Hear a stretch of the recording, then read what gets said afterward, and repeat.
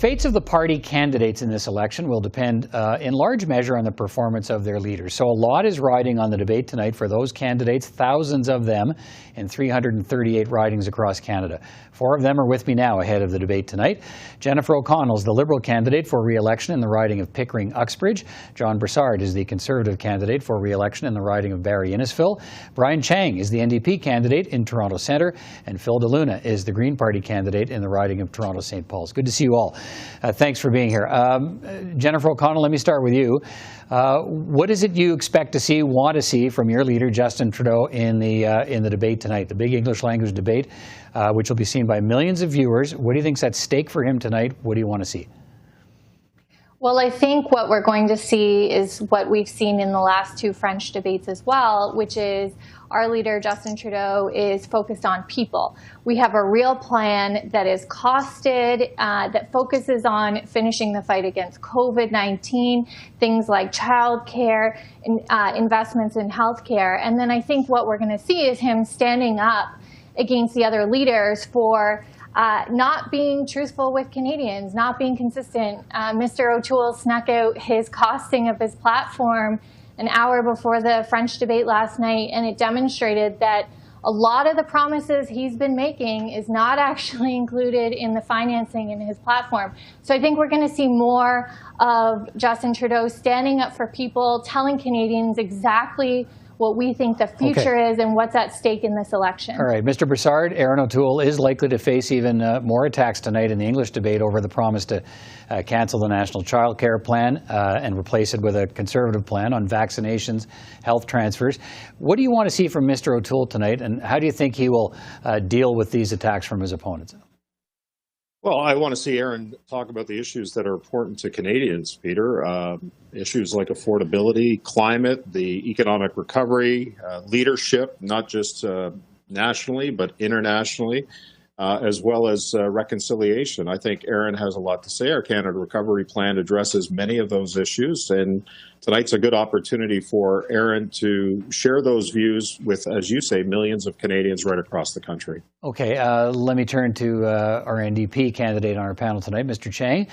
Big challenge for the NDP is trying to find a space in the debate between those 2 front runners, Justin Trudeau and Erin O'Toole, and present the NDP as a real alternative.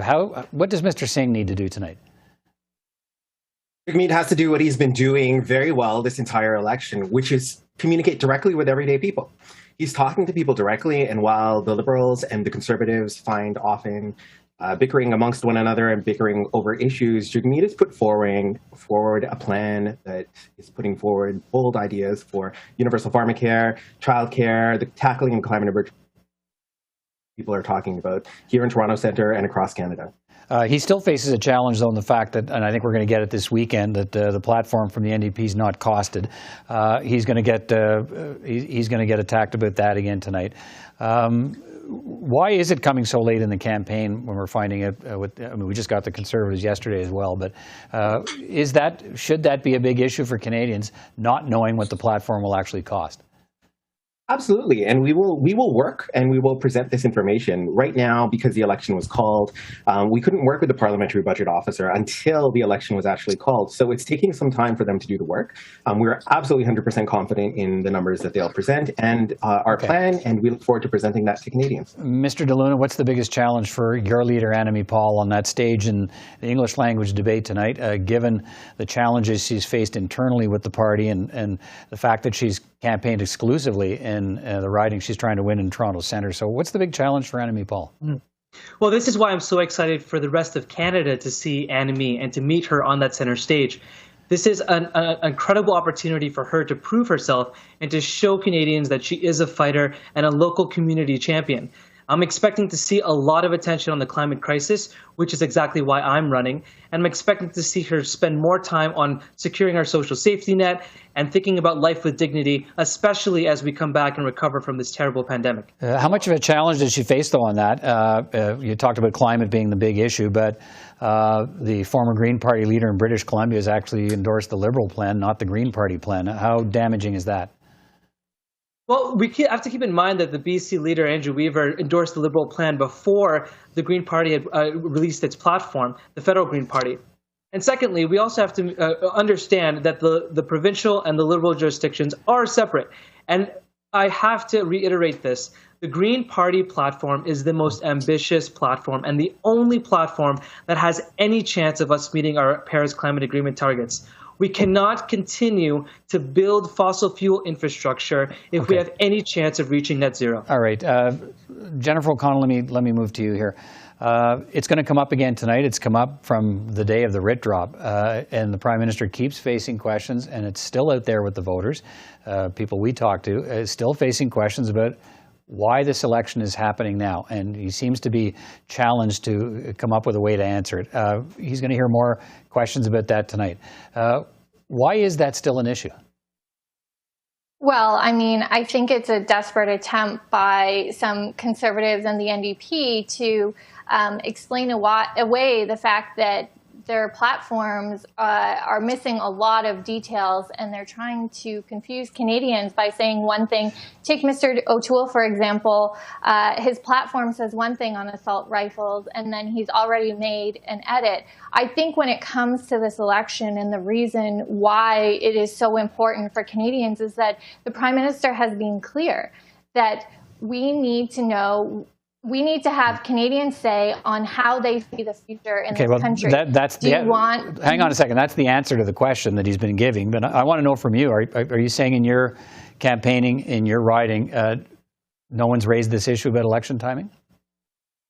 Sure, people ask every time about election timing, but I think as soon as we start talking about the fact that Mr. O'Toole wants to have things like two-tier health care or canceling childcare agreements across this country or making assault rifles legal again, as soon as we start having those conversations about what's at stake, Canadians want a say in those matters. Mr. Brassard, the timing question will come up likely, no doubt, again in the English debate again tonight. And there will also be questions for Mr. O'Toole about things we've talked about, gun control and health transfers. Are you concerned at all with the messaging there and what you might see in the debate tonight from his opponents about the position he's taken on those key issues? I'm not, Peter, because ERIN has been extremely clear on every position that he's put forward. It's only the Liberals that are trying to create this confusion and doubt. And I think Canadians are seeing past that on the issue of election timing. But he did, with respect, he did have to clarify the position on gun control, on assault rifles. Well, sure, but he's also been very clear on his position on that we're focused more on public safety, guns and gangs, and the real issues that are affecting inner cities than anything else. And so it's the Liberals that keep spinning this, and they're trying everything they can. It's almost like a Hail Mary attempt to convince voters that something is there that's actually not. So, but you did ask the question about election timing, and I can tell you in the riding of Barrie Innisfil, it's something that comes up regularly. People don't understand why at the height of a pandemic, we've seen more increases in cases here in Ontario. BC wildfires, of course, the unbelievable situation in Afghanistan. This is a government that didn't need to call an election. Mr. Trudeau did it because he wanted a majority, and Canadians are telling him otherwise by their actions right now, as we can tell. All right, Mr. Chang, one of the challenges for Jagmeet Singh, and I think we'll hear, that'll be the context for a lot of his comments tonight, is that he's pretty popular personally in the polls. It's how to get people to vote for his party, not just like him. And he'll face challenges tonight with likely from the Liberals, trying to pull progressive voters away from the NDP to stop a possible Conservative government. So what does he say to check that? He continues to do what he's been doing, which is talking to everyday Canadians and giving them a reason to vote instead of having these same talking points of guns and the Liberals going after the Conservatives and the Conservatives going after the Liberals. Is that Jagmeet cuts through because you can trust what he's saying, and we can see this in the polling numbers and Canadians' response to him right across the country. People are enthusiastic and excited about what Jagmeet and the NDP are bringing to the table, and that's reflected in what we're hearing at the doors. Here in Toronto Centre, the NDP is super popular, and a lot of that has to do with Jagmeet. So tonight, I'm sure we'll see the same thing again. Jagmeet cutting through, talking to people from a place of honesty, experience, and you can't say that of the other leaders, as we've seen over the course of the last two debates. All right, that's also a challenge, Mr. DeLuna, for the Green Party. And we've seen in some of the polling numbers, those polling numbers drop and support bleeding away to other parties. How does ANNAMIE poll check that tonight? Well, we have to keep in mind that these polling numbers are aggregate across the country.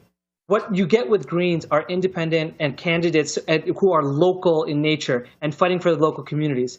I can name off a handful of candidates like Mike Morris in Kitchener Centre, like our MPs that are up for re-election, Elizabeth May and Paul Manley, like ANNAMIE herself, who have real shots, competitive shots, and who will become MPs in this next parliament. So when we talk about polls, we have to keep in mind that the only poll that really matters is Election Day. And I'm confident that at tonight's debate, ANNAMIE will be able to shine through and give a lot of other parties something to talk about. All right. I want to thank you all for setting the stage for us for the debate tonight. It's always great to hear from local candidates because that's how elections work in this country.